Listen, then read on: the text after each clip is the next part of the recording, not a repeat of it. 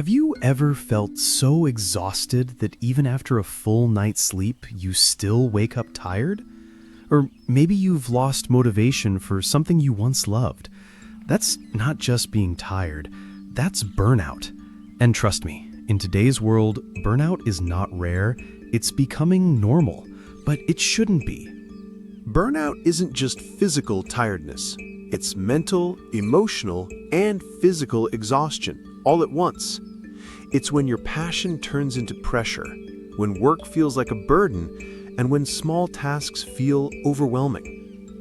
The World Health Organization actually classified burnout as a syndrome caused by chronic stress that hasn't been managed. Symptoms?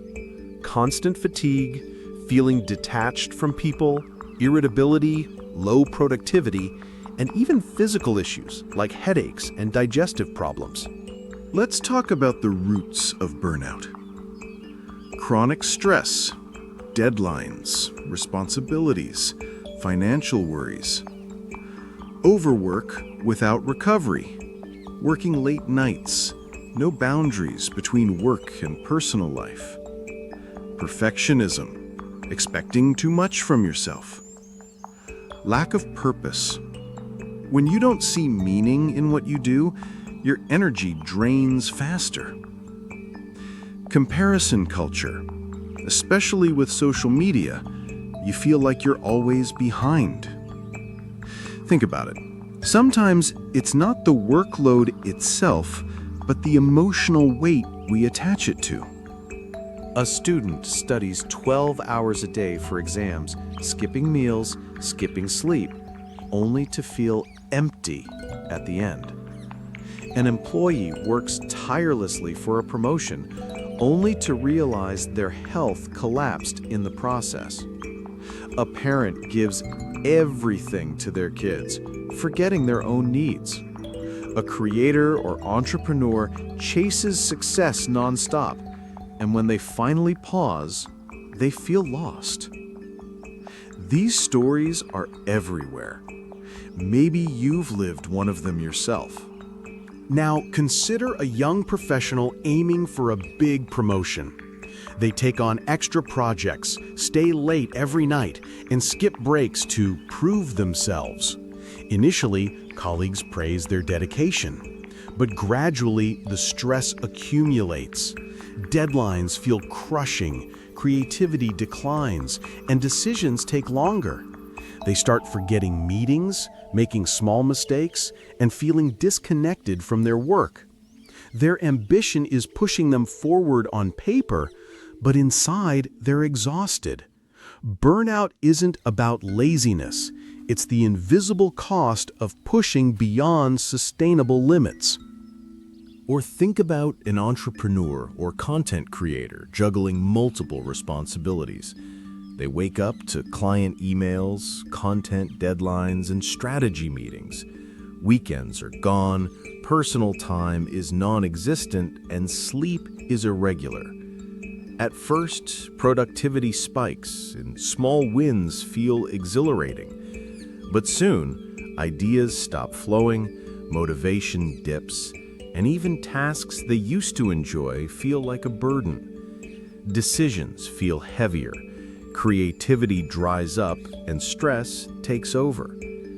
Burnout transforms passion into pressure. Without pause, energy collapses and performance suffers, no matter how much drive or talent you have. When you're stressed, your body releases cortisol, the stress hormone. A little bit is fine, it keeps you alert, but constant high levels of cortisol? It damages your sleep cycle, weakens your immune system, and even affects memory and mood. That's why burned out people can't focus, forget small things, or even get sick more often. It's not just in your head, it's in your biology. Here's the scary part. Most people ignore the early signs. They drink more coffee, push harder, distract themselves, but never address the real issue. Until one day, their body and mind force them to stop. Burnout is like running your phone on 1% battery every day without charging. It will shut down eventually. Burnout in high-demand roles and caregivers. Burnout doesn't discriminate. It shows up in every field.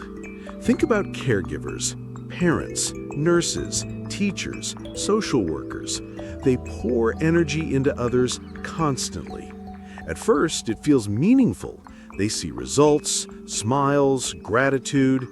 But over time, the continuous giving without replenishment creates exhaustion. Patience wears thin, irritability rises, and even small tasks feel heavy. Or look at high-demand jobs, doctors, engineers, startup founders. They work late nights, sacrifice weekends, skip meals. They chase deadlines, results, perfection, and their mental health silently erodes.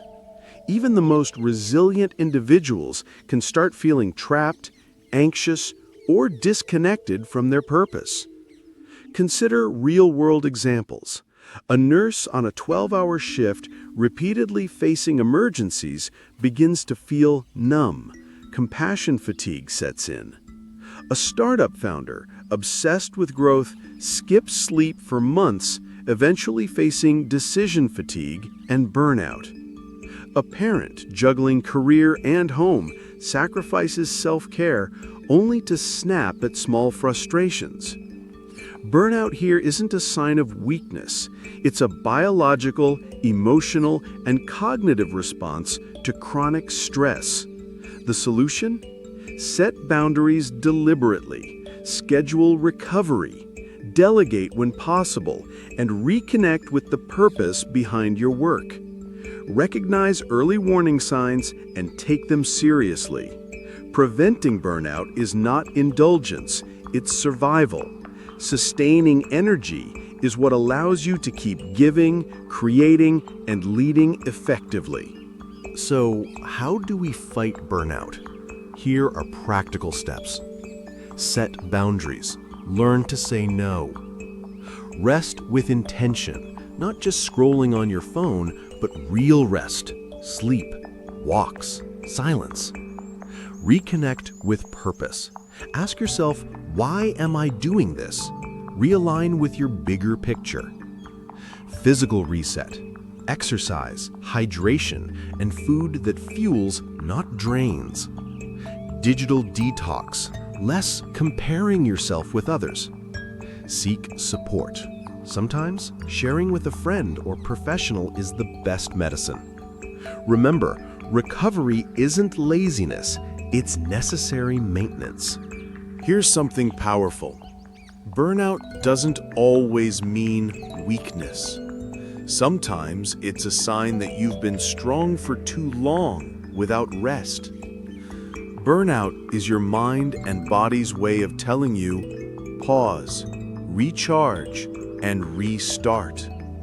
So next time you feel empty, remember, it's not that you're broken, it's that you're human. And humans need rest, balance, and purpose. Burnout isn't the end of the road. It's a redirection, a chance to rebuild in a healthier, stronger way. And maybe the question isn't, how do I keep going? But how do I keep going without losing myself?